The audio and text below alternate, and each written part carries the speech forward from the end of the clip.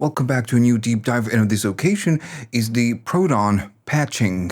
Given that this may be your first synthesizer, I will explain each input and output one by one. And as we progress and learn about new inputs and outputs, I will only utilize those that we already covered. If you like what I do, please like the video. This channel is supported by viewers only. And if you want to buy me a coffee to say thanks and help the channel keep going on, you can. You have links at the description for PayPal, YouTube Thanks, and Patreon. Okay, so let's start easy. And we need to talk about first the oscillator 1, the 2, and the 1+2 ins.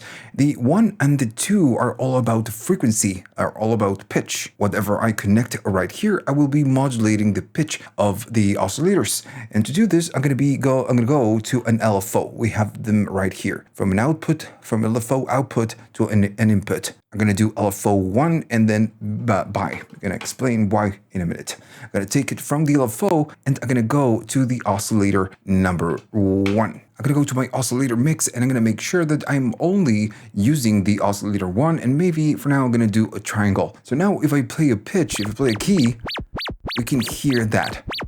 So this LFO, this one, it's modulating the pitch of our oscillator. And of course, the depth of the LFO matters right here. If I go down, it's going to be a lot less. And if we go all the way down, we get nothing. We can maybe choose a different waveform. Yeah, notice that the modulation is just a little bit too aggressive. We will fix this when we get to the attenuators section. But that's it. If we take a source, a modulation, and we go to the oscillator 1 or 2, we will be modulating the frequency of the oscillators. If I do the same and I take it out and I put it on the 1+2, I'm gonna be modulating both oscillators at the same time. I'm gonna do a sine wave and make sure that you are using both oscillators. So mix is at 50%. And if I play something, both oscillators will be modulated. That's the point.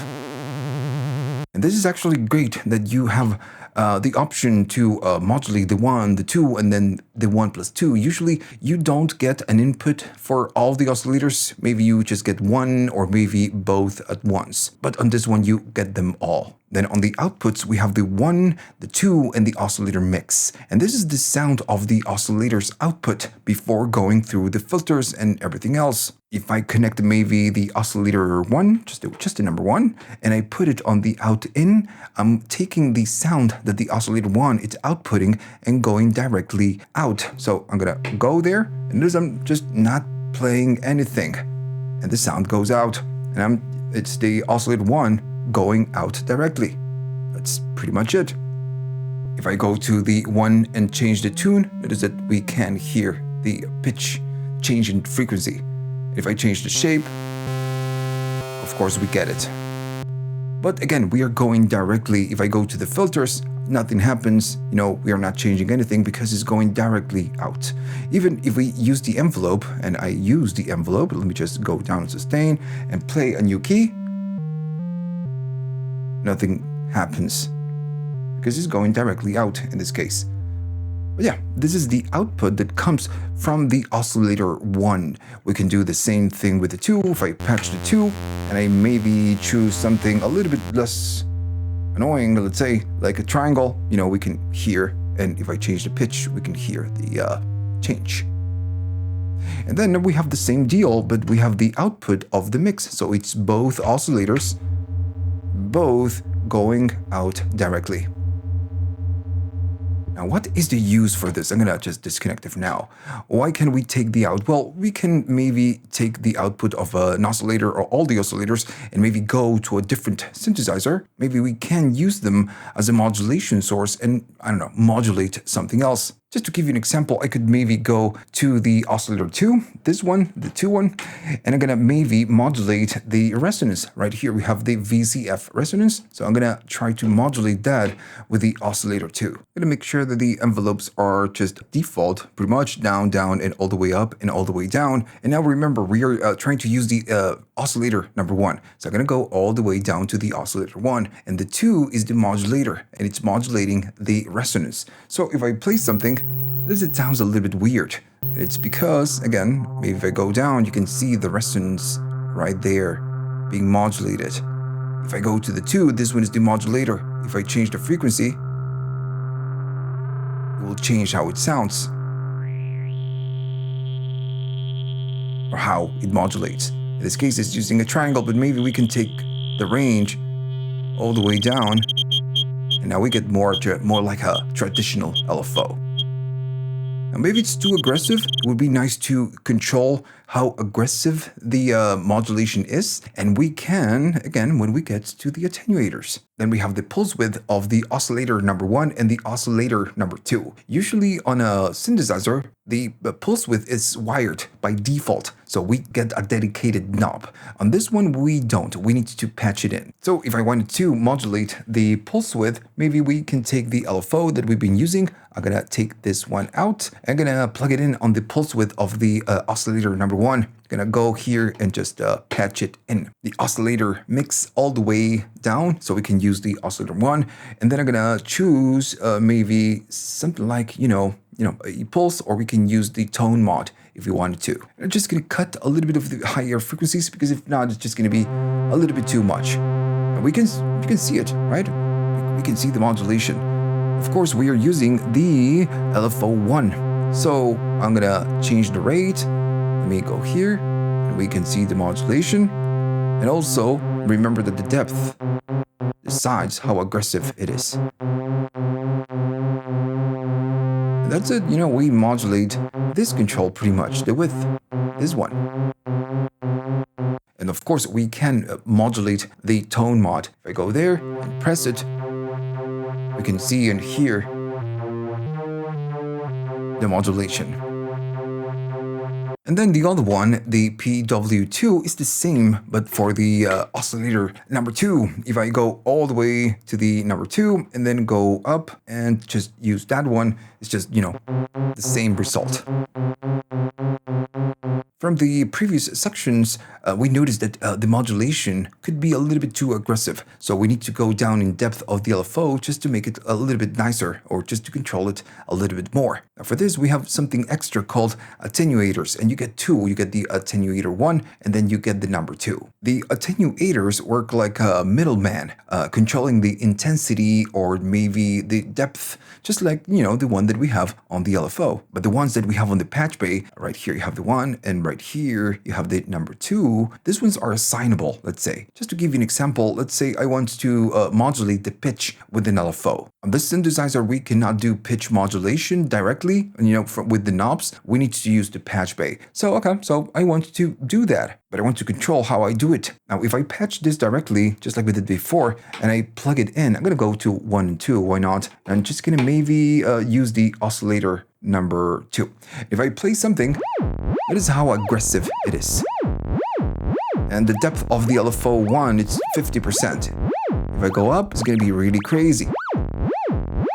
So the trick is that instead of going directly to the target, we can go through an attenuator. And by doing this, we can control the depth. Now, let me just do it first. I'm going to take, again, the LFO 1 bipolar or bi out, and I'm going to go to the attenuator in. So now the LFO goes to the in of the attenuator. And now we still want to modulate the pitch. So I need to take the out of the attenuator. I'm going to get another patch cable. And right here, you have the outs. You have the attenuator 2 out and the 1 in. And the 1 out. So since we are connecting this to the 1, I'm going to go out from the 1, and then and only then I will go to the 1 and the 2. And if I play something, something happens. And I want you to see that the attenuator is a little bit different from the depth of the 2.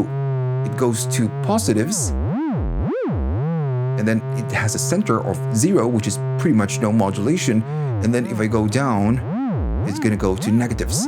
It's because we can connect a lot of different sources on these attenuators, and we can go into positives or negatives. But if we go up or we go down, it's the same thing here. So if I do it just a little bit, I can control the modulation a little bit more. Maybe I want less. I could do less if I wanted to. I'm gonna go faster on the modulation. There we go. If I want to do less, I try to match the 0. And if I want to go crazy, you can. The idea of the attenuators is to, have control. Of course, the attenuator 2 works the exact same way. If I do the same, we will be getting the same result. I'm going to take the LFO to the attenuator 2 out. And now I need to take the out of the 2 and then go to the target, which is going to be the 1 and the 2 pitch modulation or frequency modulation. And there we go. Now we get something. There we go. More, we get more. Or we go to negatives. Cool. So far, we've been using the LFO 1 and B and out, or by out. And I think you get the point. We take the LFO out, and then we go to a source, and then we modulate something else. Now, what is the difference between LFO bi and LFO uni? Now, bi is bipolar, and uni is unipolar. Now, by default, the LFO goes into positives and goes into negatives. Just to show you how it works, I'm going to take the LFO out bi or B, and then I'm going to take it, and maybe I'm going to go to the oscillator number 1 and then in. So LFO going into the oscillator 1 frequency. Now I'm going to go to maybe a triangle, something like that. I'm going to make sure that I am on the oscillator number 1, and I'm going to go down on the depth of the LFO. Remember, we are trying to modulate the pitch of the 1 with the LFO. If I play a key, we can see the fundamental tone right there. Maybe let me go down. Let me just fine tune it. It's a little bit out of tune. Cool. So again, we are modulating the pitch. As soon as I go up on the depth, it's going to start modulating. Now I'm going to go a little bit slower so you can see it. As soon as I go up, it's going to start modulating with the LFO. Now I'm going to go a little bit faster. Maybe a little bit more. Now I want you to notice that if I go down on the depth, this is going to be my tone right here. Maybe I'm going to go up in pitch. So right here, and you see the spectrum, that's the key I'm pressing. So if I do the modulation, it's going to start modulating from below and above the key I'm pressing. So negatives and positives. It goes up and then it goes down from my starting point. That's what it does. That's why. But what bipolar means goes into positives and then negatives. If I do nothing, that's my tone. As I do modulation, it goes down and then up. Now, if I do the same and I take the uni, instead of going up and down, it will go only up. It's always a good idea, maybe if you want to modulate directly, to go through an attenuator. So this time, I'm going to go to the attenuator because, now we know how an attenuator works. So I'm going to take the attenuator, I'm going to go to the in, and then the 1 in. I'm going to go to maybe the 1 and the 2. Why not? And then if I play something, I'm going to be going up in intensity, on intensity. And notice that it's going only up. If I get closer to 0, we get the fundamental tone. And then as soon as I provide a little bit of a voltage, it will run the modulation, but it only goes up. It will not go down from my starting point. So hopefully you understand the difference between bipolar and unipolar. Okay, so right now our oscillators, when we play something, the oscillator sound goes into the wave folder by default, and then from the wave folder, it goes to the filter. If I plug a cable into the VCF1, you have it right here. You have the in, then the frequency, the resonance, and then the 2, and then it repeats, the 2 in, 2 frequency, and 2 res. If I plug something again to the in, I'm going to go to the number 1, and just make sure that the filter mix is all the way on the number 1, and I leave this unplugged. When I play something, I'm getting no sound. If I disconnect it, we get sound. If I connect it and leave it unplugged, we get nothing. And this is because when we connect the cable right here, we are overriding or just killing the default wiring. So what's the point of having an in to the VCF if you're killing the connection? Well, maybe you can take a different source, like maybe a different synthesizer, and have it go through the filters of this synthesizer. Now then you have the in of the VCF2. It's going to be right here. And this one, it's no different. It's the same idea. Then moving on, you have the VCF1 frequency, and then of course you have the 2 frequency. So this one, it's going to be the frequency or the cutoff of your filters. Whatever we connect right here will be now in charge to modulate the cutoff. And I'm going to do so, maybe let's say that I want to modulate with the oscillator 2, I want to modulate the frequency of the VCF. When we connect something to the VCF1 frequency or the VCF2 frequency, the mod depth still works as an attenuator, just like, the one we have right here on depth and the ones we have right here. So, okay, I'm gonna go all the way to the oscillator number 1. I'm using a saw. I'm gonna cut a little bit of the frequencies and I'm gonna do a little bit of resonance. And if I play a key, it's gonna sound maybe a little bit weird. So this one, in theory, it's connected to the LFO. I'm going to go up, and we allow more modulation. Now, if I go to the LFO1, which is the default wiring, I change the depth, nothing happens. Go down, nothing happens. Change the rate, nothing happens. And it's because the oscillator 2, it's modulating the frequency. So I can go nuts and get cool tones.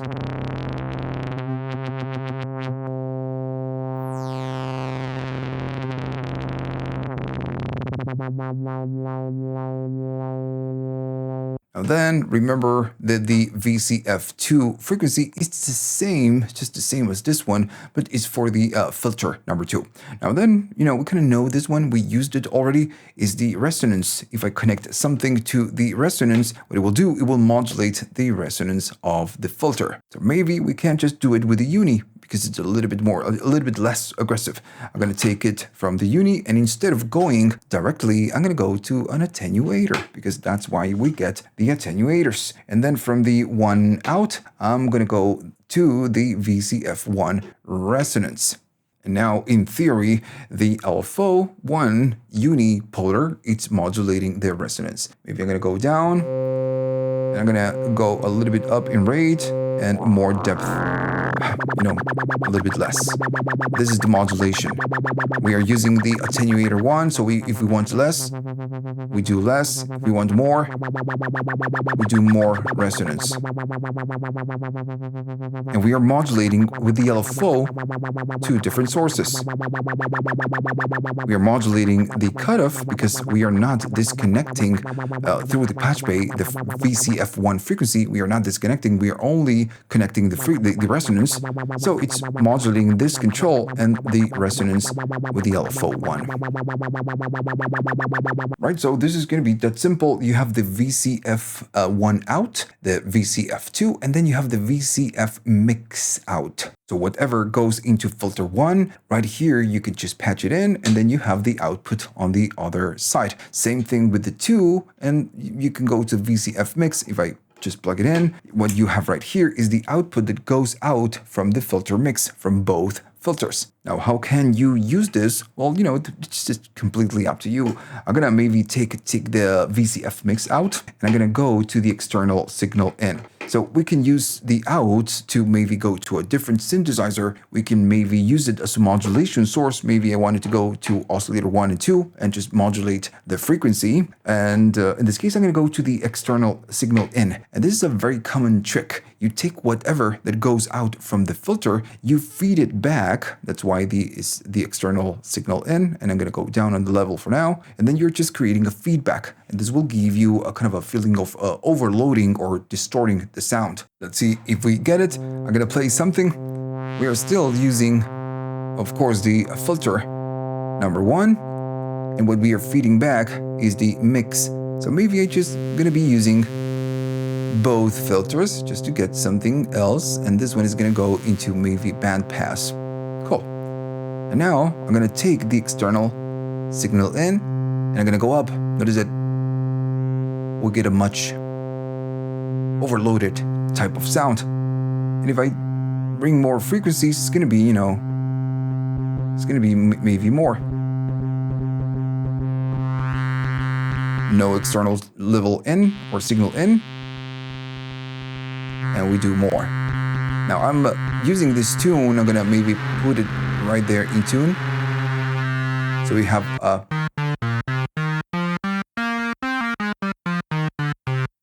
overall sound. If I go down, it's gonna sound different.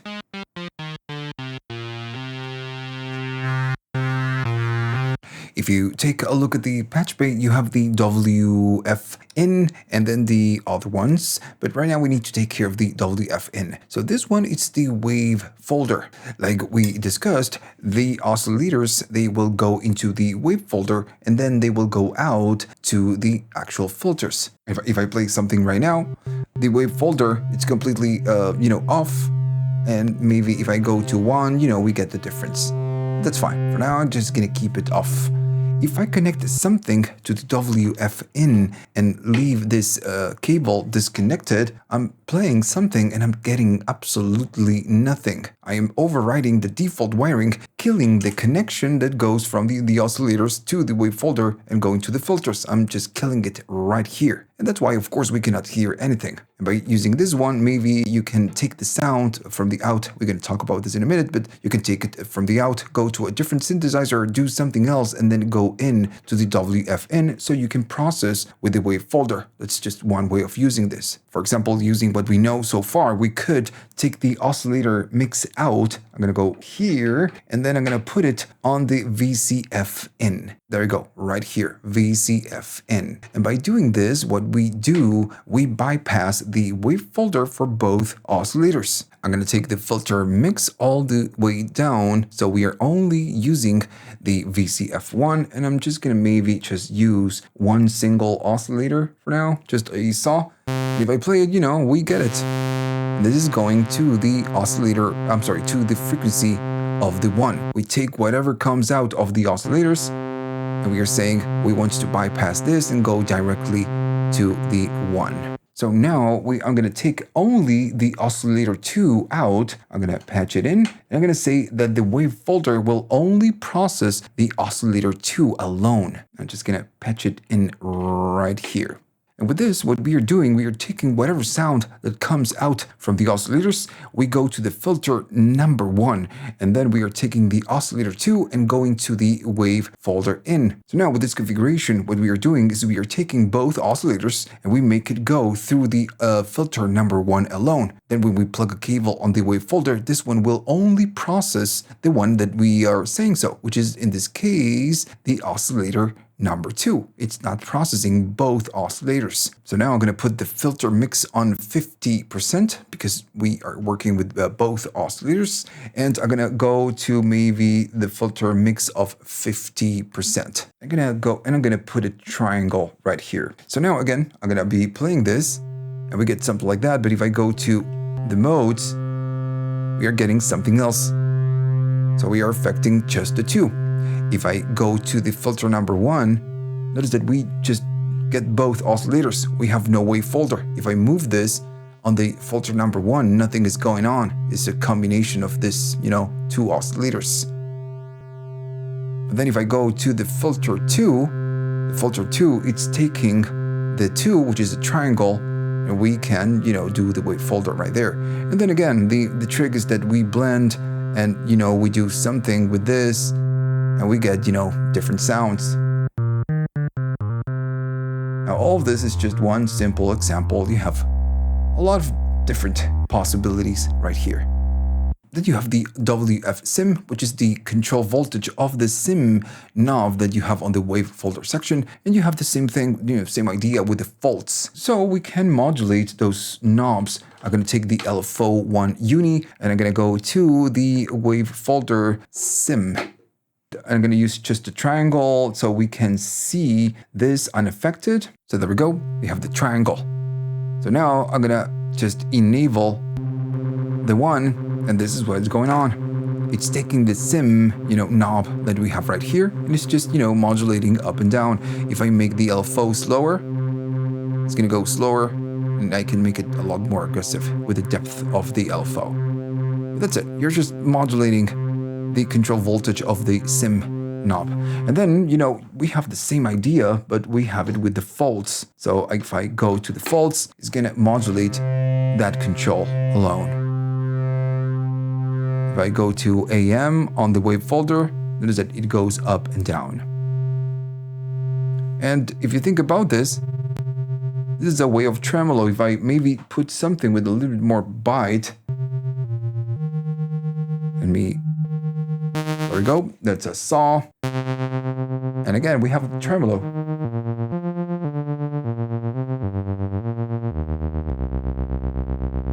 Then we have the other one, which is going to be the outs, and you have them right here. You have one single out, and this is whatever sound that comes after or out from the wave folder. And when you patch it in, you're not killing the connection.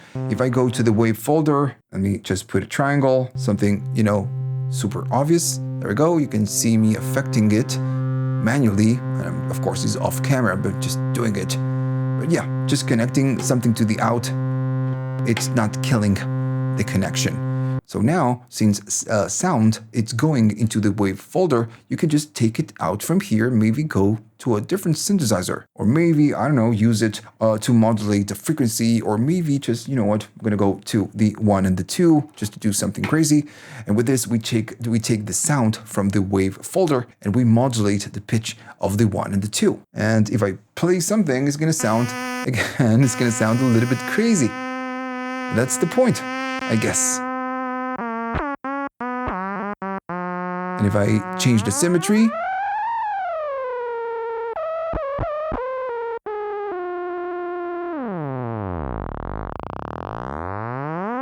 we need to talk about the CV mix, the knob that you have right here. And of course, you have the input, the mix 1 and the mix 2. And then you have right here at the top, you have the middle, you have the CV mix out. The CV mix allows mixing two sources together, and it makes sense, you know, that's why it's called CV mix. And it's kind of simple, but you have some gotchas right here. When nothing is connected to the CV, to the in of the 1 or the 2, this by default, it will use the LFO1 or the LFO2. And this is the default wiring of the synthesizer. So maybe I'm using the LFOs to modulate something else, and I have no more outs to modulate something with the LFOs. Well, you can use the out of the CV mix. I'm going to go right here to the CV mix. I'm going to just plug something in. And now right here, we have the LFO1 and the LFO2. And it's just, you know, not just the 1 or not just the 2. It's a combination of both when we use this control. And don't worry, I'm going to just show you how it works. I'm going to take the out of the CV mix and I'm going to go to the oscillator number 1 and the 2. So now if I play something, you know, we get it. Of course, it's a little bit too aggressive.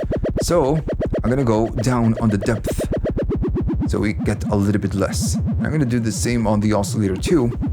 And on this one, on the maybe 1, I'm going to keep the sine wave. And I'm going to go to the LFO number 2. And I'm going to select maybe just a saw.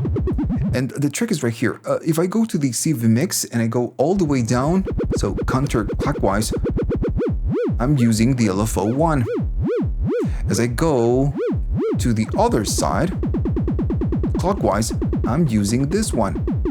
I'm using the LFO2. So it blends the LFO1 and the LFO2 right here.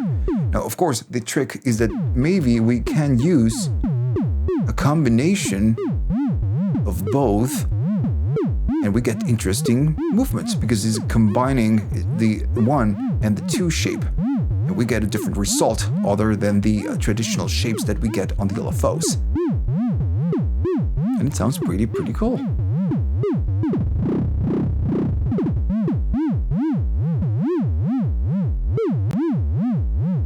Now, as soon as I patch something in to the CV mix, it will just override whatever default that you have on the CV mix. So if I connect something to the mix of 1, the LFO number 1 on the CV mix, it's no more. We cannot use it. And if I connect something to the 2, it's overriding the LFO number 2 that we have on the CV mix. Let's just create a new example. I'm going to disconnect everything and just kind of start over.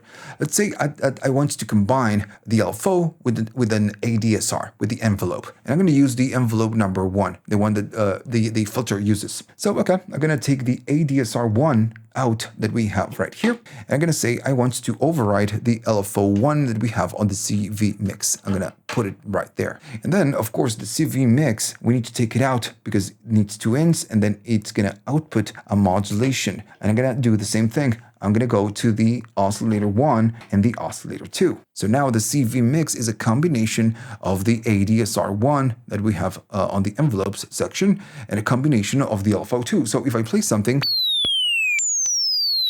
it's a little bit different, right? Maybe it's a little bit too much. I'm going to do less because it's just too aggressive. And I'm going to go to the envelopes. I'm going to add a little bit of attack, a little bit of decay, and less sustain so we can really hear what's going on right here. This is what happens. The envelope is still doing its job, but the LFO keeps going at the back. If I go to more rate, you can hear the envelope and the LFO.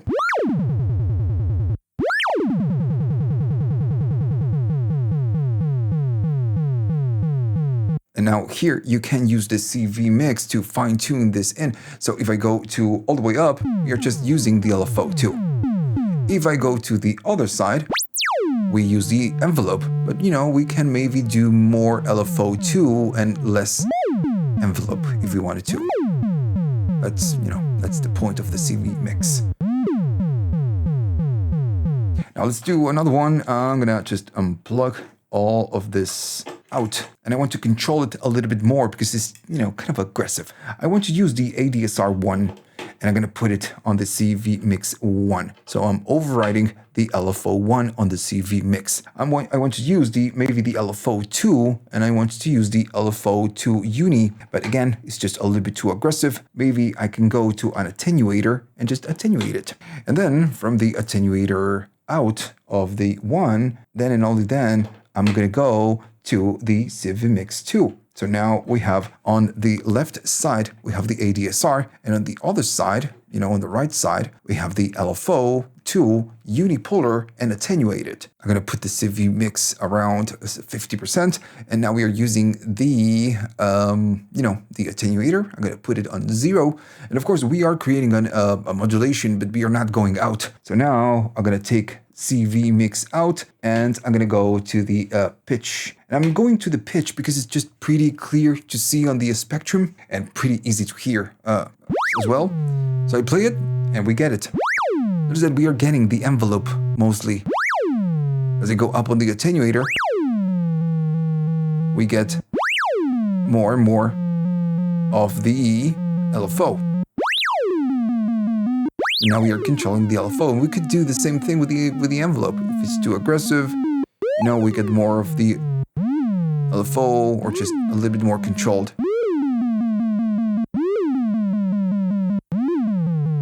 Cool. This is why we use the the CV mix, and it's a very useful and essential tool, just like the attenuators.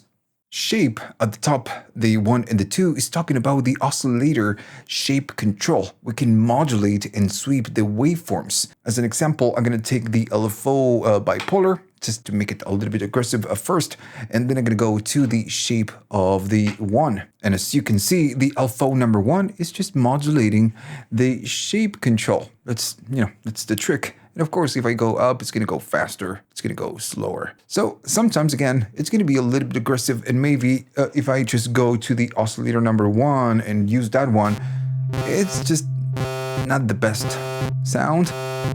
Maybe. So what I can do, maybe I can just change the range on the oscillator number 1. I can just turn the paraphony off so we can use the blend mode. And now it's just going to sound a little bit more smoother, let's say. Still, it's too harsh. We can make use of what we know. I'm going to take the LFO out. I'm going to go through an attenuator, and then from the attenuator out, then and only then, I'm going to go to the shape of the 1, and now it's going to be a little bit more controllable. I'm going to put the attenuator around 0, and notice that now it's not even moving, just very little. But I can, just move it, and maybe even, go all the way up and go aggressive, or all the way down and again, super aggressive. Yeah, attenuators are fundamental.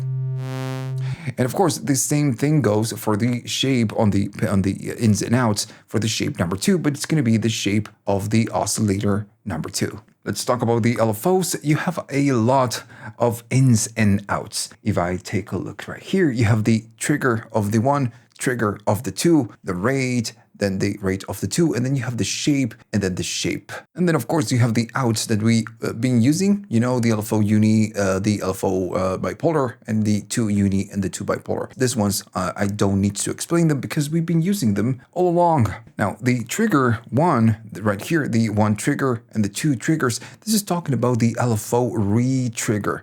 And we already have a button or a function to re-trigger the LFO when we play a key. And this is, the same idea. Whatever we connect right here, this will receive some voltage, and the voltage will make the LFO re-trigger. So let's say that you have a sequencer or maybe a different synthesizer, and when something happens, you will be outputting the voltage to this one, and it will make the LFO re-trigger. And we can put it to a test with this synthesizer. We do have some envelopes. So every time that the envelope re-triggers, it will make the LFO number 1 re-trigger. Let me just patch it in. So now the ADSR, this envelope, the envelope at the top, will be just re-triggering the LFO. And we can actually hear it. I'm gonna go to the oscillator 1 and keep it in triangle. So it's just smooth.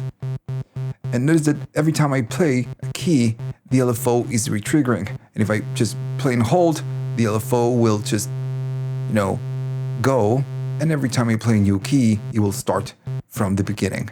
And again, it's just like, going here, in this case the red, going here and going here. This is just pretty much the same idea. We are re-triggering the LFO. Now then we have the other ones. We have the rate, and then we have the shape. So the rate is just the rate of the LFO. We can modulate the value. And as an example, maybe we can take an ADSR and just make the LFO rate go first fast and then slow. So I'm going to take the ADSR 1, I'm going to go out, and then I'm going to use the attenuator so we can control it a little bit better. I'm going to go to the attenuator in, and then I will take the attenuator in out right here at the top, and I'm going to go to the LFO rate in.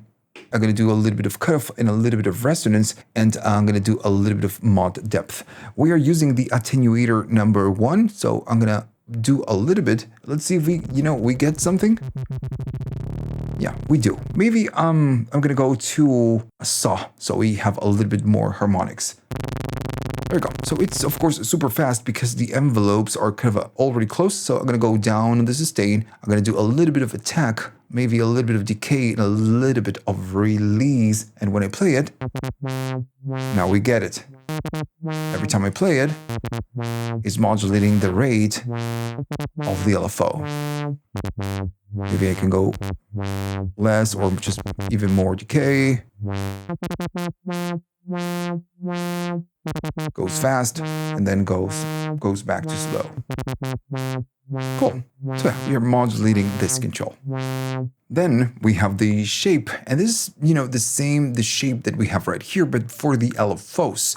And we have the LFO1 shape, and then here, the LFO2 shape. And just to show you how it works, I'm going to take the 1 out. We can maybe use an attenuator, and then from the attenuator, I'm going to go to the there we go, the LFO2 shape. I'm going to go here, and you're going to see that this one will start moving when I provide some value. So yeah, we are using the LFO1 to modulate the shapes of the LFO2, just like, we did with the shape 1 and 2 of the oscillators. So coming up next, it's this sum, and you can find it at the bottom, sum A, and the sum B. And the output will be just one. You only have one output. Now the sum, as the name implies, it will sum two sources together and it will output only one. And it's kind of works like the CV mix. It's a little bit different because it's summing, but it's just kind of a combination of two sources blended into one. And just to give you an example, I'm going to take the LFO1 by out or B out, and I'm going to take it maybe to the sum of the A. I'm going to go here directly.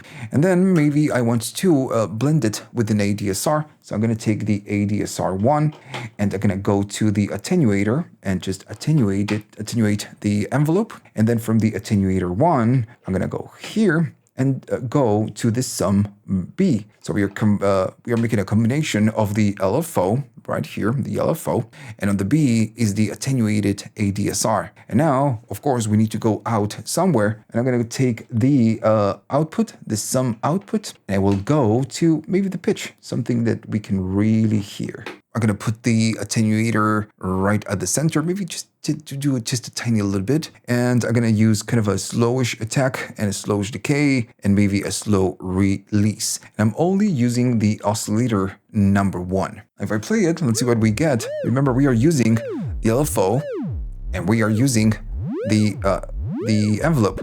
So for now, I'm just going to go faster. This is what happens. Maybe if I do more attack, it's going to be obvious. So notice it goes up and down. And then, of course, we have the LFO. If I do more attenuation, it's going to be a little more aggressive. I'm going to do less. So yeah, that's what we are doing. We are just summing the LFO with the envelope. Let's talk about the multiples or Mult. You have the Mult in, and then you have the Mult 1 out and the Mult 2 out. So you have 1 in and 2 outs. Just to explain how this works, I'm going to give you an example. Let's say that I want to use the LFO uni to modulate the pulse width that we have right here. And then I want to do the same, but with the resonance, maybe right here, VCF resonance. Well, you know, I cannot do it because I only have one single out for the LFO. Well, you know, we can fix this with the Mult in. It's going to take 1 in and then it will output 2 outs. Makes sense. I'm going to take the LFO uni and I'm going to maybe go to the attenuator so we can attenuate it first. And then I'm going to take the attenuator 1 out and I'm going to go to that Mult in. So now we have the LFO attenuated on 2 different sources, the 1 and the 2. I'm going to take the 1 out and maybe I'm going to go to the resonance. Why not? There we go, the VCF resonance. And the other one, I'm going to make it, why not? I'm going to take the Mult out and I'm going to go to the pulse width because we didn't use it that much. Now, in theory, the LFO1 will modulate the resonance and the width of the oscillator 1. I'm going to go maybe to a pulse and just use the 1 and I'm going to do a little bit of cutoff because if not, it's just going to be way too bright. And I'm going to play something. There we go.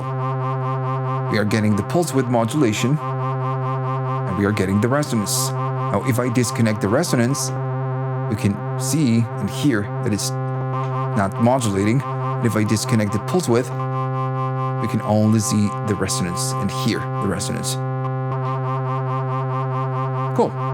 Simple as that. We take one source and then we output 2. Okay, coming up next, it's the ADSR. You have one ADSR input for the 1. You have one input for the 2, and then you have the output of the 1 and the output of the 2. And at this point of this video, this should be very simple to you because we kind of used them. Now, when we connect the cable to the ends of the ADSR, and I'm gonna do it right now. I'm gonna go to the maybe first to the 1, and I leave this one disconnected. We are pretty much cutting the default wiring of the cutoff modulation that we have right here. Now, if I go up on this one, in theory, we should be able to modulate the cutoff with the first envelope. I'm gonna just provide a little bit of values. If I play a key, notice that nothing happens. And if I disconnect it, we get the modulation. So yeah, we are just chopping off that connection. And if we do the same thing to the ADSR2, which is the amp envelope, I'm going to go here. And if I play something, I get absolutely nothing. We are just severing that connection. Now, the envelopes are still there. The only difference is that we are not re-triggering the envelopes when we play a key. So whatever is that you connect on the 1 or the 2 ins, you need to output, or you need to input right here enough voltage to trigger the gate, or just, trigger the envelopes. Could be maybe an external synthesizer, or maybe, our own ADSR envelope. And we will do that in a minute. Then, just like before, we have the ADSR 1 and the 2, and this one's our outputs. We can connect something right here. We are not going to cut the connection, but we can use the envelopes to modulate some other in. And I'm not gonna do it because we kind of did this already in many examples. I much prefer to talk about the ASR. Now, the ASR, it's a very powerful source, and in terms of patching, it works almost the same as the ADSRs. And the only way to use the ASR is by patching it. And if you take a look, you can find them right here. You have the ASR1, and then you have the output for the 2, and then you have the input of the 1 and the input of the 2. So it's, pretty much the same as the ADSR. If we want to use them, we need to patch them. So I'm going to go to the ASR1. I'm going to just go out from this one, and then I can use it to maybe run whatever other modulation. And in this case, I'm going to go to the VCF1 frequency. I want to modulate the cutoff with the envelope. Since we are going to the VCF frequency, this one, it's not in control. Of course, we can still use it. Let me just go back to kind of a default values. We need to use the mod depth. If I play something, I'm cutting a little bit of the frequencies and doing a little bit of resonance. I'm going to go up in the mod depth. Notice that nothing happens because I'm holding a key, but as soon as I play one, we get it. And now this one is in charge of modulating. We are not using this envelope right now. We are using this one, which is the ASR. If I do loop and bounce, we can hear the loop and the bounce. And maybe it's just a little bit too bright. And if it's too aggressive, you just go down on the mod depth. Right. So in conclusion, whenever we want to use the ADSR, we take the out, we go to an in, and we run the modulation. Like I mentioned before, we can use the ASR to trigger the ADSR if we wanted to. I'm going to take the ASR1 out, and I'm going to go to maybe the ADSR2 in. And the ADSR2 in is the amp envelope. So now in theory, the ASR will be triggering the ADSR, and I'm going to be doing less sustain and maybe a little bit more release. And if I play something, I'm getting something. I'm not in full control. I'm going to go down on the mod depth for now. And if I play something, maybe it's just not too bright. There we go. I play a key, I get it. Now, the one in charge to trigger this envelope, the envelope number 2, is the ADSR. I'm sorry, the ASR. So if I do loop and bounce, there's that, or maybe just loop for now. This envelope, it's re-triggering the amp envelope. Like I said before, we are not disconnecting this one, we are just re-triggering. So if I do a little bit of attack, notice that this one still works. If I do no release, we get no release. But we are using the ASR1 to re-trigger the other envelope, the amp envelope in this case.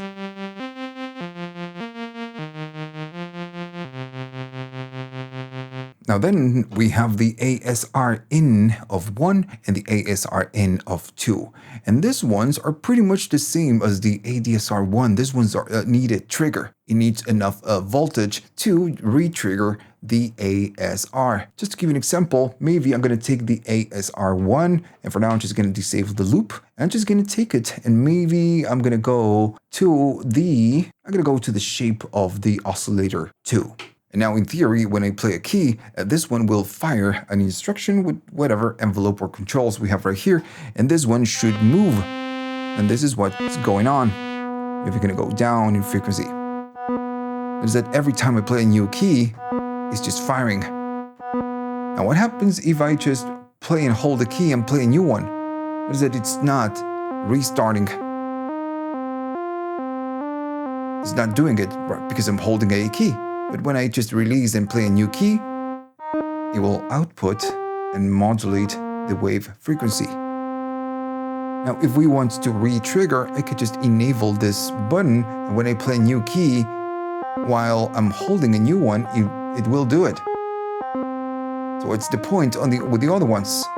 So now the point is that I can make this envelope re-trigger, but not with the button. I can make it re-trigger through here. Maybe with a different synthesizer, or maybe with a sequencer, or, I can do it with the LFO, for example. I can go to the LFO, the uni, and I'm going to take it out, and I'm going to be using a pulse, and the depth needs to be all the way up. So every time the pulse is on, it will re-trigger this envelope, because this one will output enough voltage to re-trigger the ASR. And as you can see, every time that the square is on, this one is moving because it's re-triggering. If I turn this off, notice that it still happens because we are re-triggering. We are doing the same thing in this, but we are doing it through the patch bay. If I play a key, it's gonna go and do it, and notice that it will only work when I'm not playing, which is crazy. So then I'm gonna go to re-trigger, and I'm gonna do it again.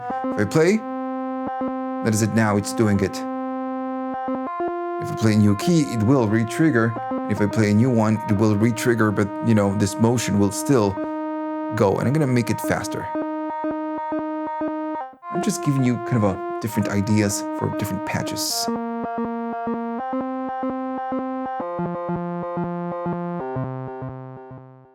And okay, so then you have the VCA1 out and the VCA2 out. And to understand this, you kind of need to understand how the bias and the VCA works. By default, when we play something, the oscillator will go to the wave folder, then it will go to both filters. The filters will get mixed on the filter mix, and the sound will go out to the VCA. And of course, the VCA is the volume, the voltage control amplifier, and it's controlled by the envelope number 2. I'm going to go up on sustain. If I play something, oscillators will go to wave folder. If it's off, it doesn't matter. Then it will go to filters.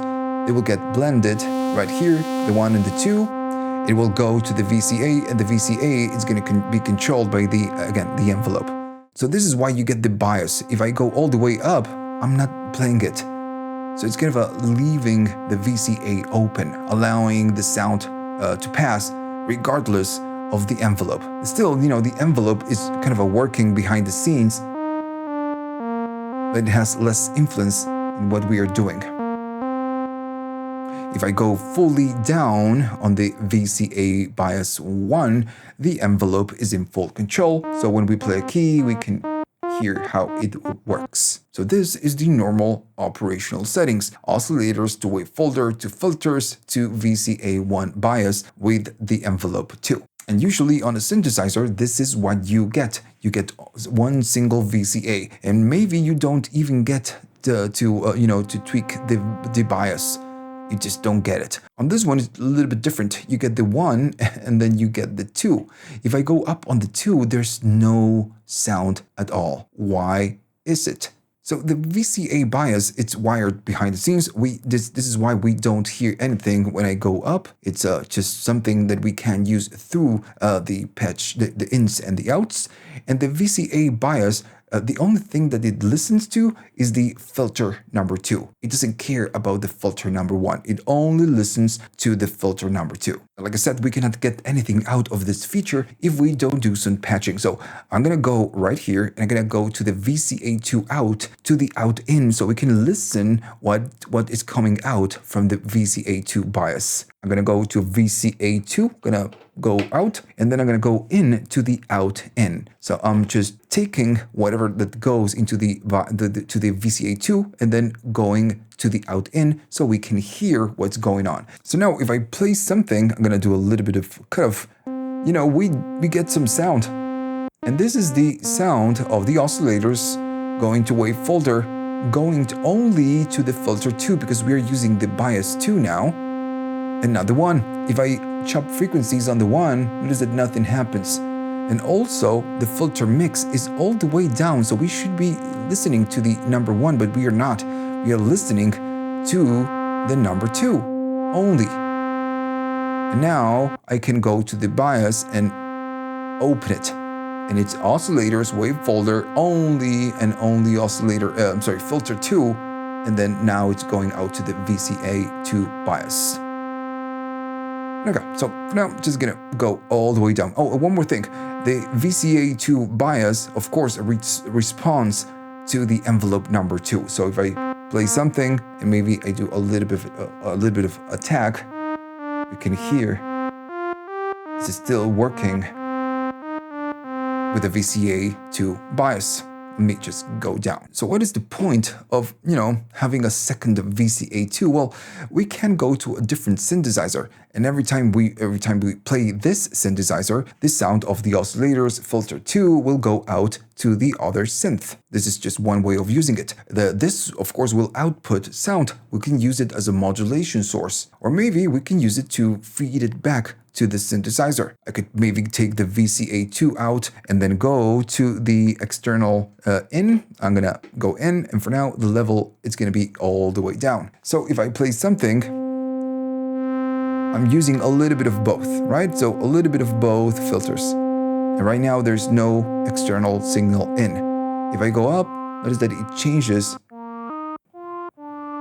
the tone a little bit, especially when we add more sound. We do something a little bit more aggressive, let's say. I'm gonna go down, and I'm gonna go up on the external level. And remember that this one, the VCA BIOS, responds to the filter 2. So what we are feeding back is the filter 2. If we go really aggressive on this one, it's just,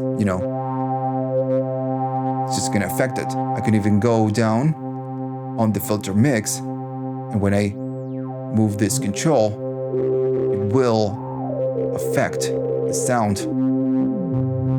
And again, we are not using it. We are using it through the BIOS and the external level. Maybe I'm gonna open a little bit more. If I go down a level, it's less. And if I go all the way up, we're gonna crush it. Right, so we just create some destruction.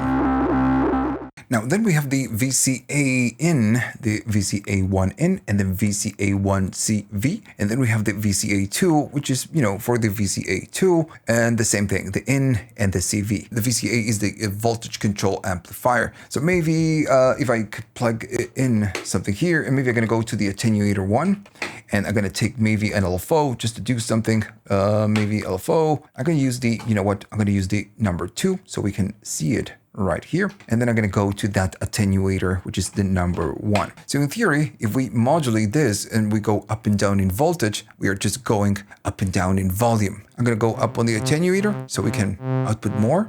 And that is what happens. It's just opening and closing the volume. Right? It's just going up and down. I'm using a sine wave. Maybe I'm gonna just use a triangle. Yeah, that's what it's doing. And if I don't play anything, it's still gonna go up. So if you think about this, it's like doing something like the going to maybe the BIOS and doing something like just something like that. Right? So we are going up and down pretty much. Let me just unplug all of this. And of course, the VCA2 CV is just pretty much the same idea. It's exactly the same. The only difference is that if you remember, it will listen to the filter number 2 and the BIOS 2. Now then we have the VCA in and the VCA2 in. Now these ones are just audio ins. We can just take an audio source, something that outputs any audio, and then go into the VCA in. Just to give you an example, we could maybe use the oscillator number 2, and I'm gonna go to VCA in, and as soon as I do so, when I play a key, we are just gonna get the VCA2, and that's it. It doesn't care about anything else. It's just 2 going directly to the VCA, right? So it's going directly out. The only difference, and if we just compare, the out with this one, with the out in, is that this one goes through the envelope. So if I add a little bit of attack, still, will be controlled by the amp envelope. If I go to the filters, you don't see it, it's off camera, but just going and chopping down all frequencies and going all the way down, it doesn't care because it's going oscillator 2 directly to the output stage. It will only listen or respond to the VCA and the envelope 2. So again, we are essentially bypassing whatever is in between the oscillators and the VCA. Now then you have the assign in and you have the assign out. And I'm going to do first the in and then we will do the out. I'm going to patch the assign in. I'm going to go in, of course, and I'm going to be using the LFO maybe 1 and then uni. So this one, the assign in is assignable, just like the other one, the output. So we can decide what we want to assign to this input. I'm going to patch it back in and I'm going to show you how to assign it. To select an assignment for the assign in, what you need to do is you need to go to the wave folder mode and you just need to press and hold and it will enter to the secondary panel. Now with the LFO knob, what you can do is just select one of the options. Of course, this is one option. And if you go up, notice that this is an option as well. So you have a lot of different options. If you go all the way down, which is the first value, this one is the first value, the ramp up. This one is going to be none. So you're selecting nothing to the assign. If I go up, the square is going to be oscillator 1. The saw is going to be oscillator 2. And when we talk about oscillators, we are talking about the frequency of the oscillator. And then we have the 1 and the 2. And if you think about this, this is the same thing. We have the patch on the ins at the top. We have the oscillator 1, the 2, and the 1 plus 2. When we keep moving forward, it's going to be the VCF1, the filter number 1, the cutoff, then the filter number 2, and then the last one, it's going to be the filter 1 and the 2. So yeah, so notice that most of the inputs, you have them already on the patch bay. The only one that you don't have is the VCF1 plus 2. You cannot modulate both at the same time, but you can do it if you assign them. Now still, there's one more thing. Once you assign to do something, let's say I'm going to go to the oscillator 1 and 2, which is going to be the triangle right here. You need to go to the shift. And when you press shift, you need to select the intensity or maybe the depth of the modulation. And you need to scroll.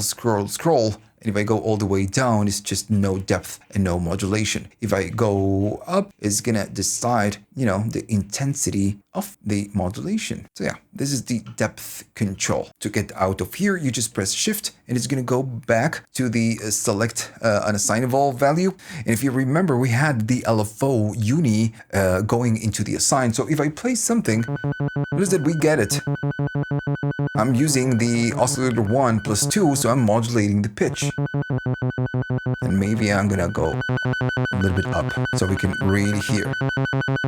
If I go to shift, I can go down on the depth and the intensity will be less. So yeah. Cool. If it's too aggressive, you really need to go here and decide the depth. Still, if you keep it all the way up, let me just go back. You keep it all the way up, just full depth. I'm going to go to shift, get out, and to get out of here, we just need to go back to the mode, press and hold. We are using, in this case, the LFO. So if I go down, it's going to be less. It's still, pretty aggressive. And it depends on the modulation source that you're using. Okay, so that's the assign in. The assign out, it's completely the same, but you're going to be running a modulation. So I'm going to go to assign, and now you can choose which modulation you want to output from here. And you have different sources. And I'm going to go maybe to the VCF frequency of the filter number 1, and whatever I select as an assignable right here will modulate the frequency. Just like the other one, to access to the secondary menu and decide what the assign out will be listening to, we need to go to the sync button. Just press and hold and it will take you to the secondary menu. And right here, you need to select the source. It's backwards. If I go to the sine wave, this one, it's just the oscillator 1 control voltage, then it's the 2 control voltage, then we go to the saw, and this one is the velocity. We'll just modulate the cutoff, and then if I go to the next one, it's going to be the mod wheel if you have one, and then aftertouch. I'm gonna select the saw, which is the velocity, and on this one,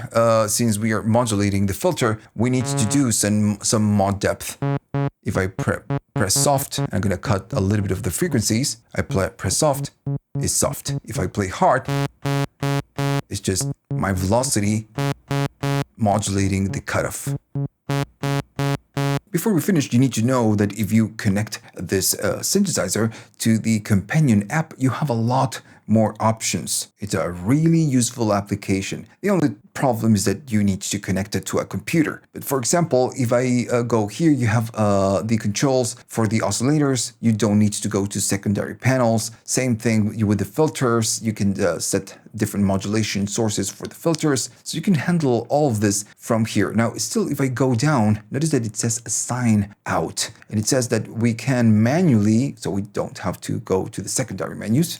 We have the assign right here, and we also can decide right here the Mult for the 1 and 2. So if you're not using the Mult in, it means that these ones can output something else, like for example the velocity, mod wheel, and then aftertouch. So yeah, it's a very useful application, and make sure that you download this application, because at some point, and I'm just giving you an opinion, at some point you're gonna change so many things right here that you're gonna get confused, and you're not maybe going to get what you want. So you can go to restore factory settings. And if I just click it, it's going to ask me, yeah, and it's just going to reset everything back to factory. All right, so we are done. Hopefully you liked all of this and you learned something new that you can use on your synthesizer. And if you like what I do, please like the video. This channel is supported by viewers only. If you want to buy me a coffee to say thanks and help the channel keep going on, you can. You have links at the description for PayPal,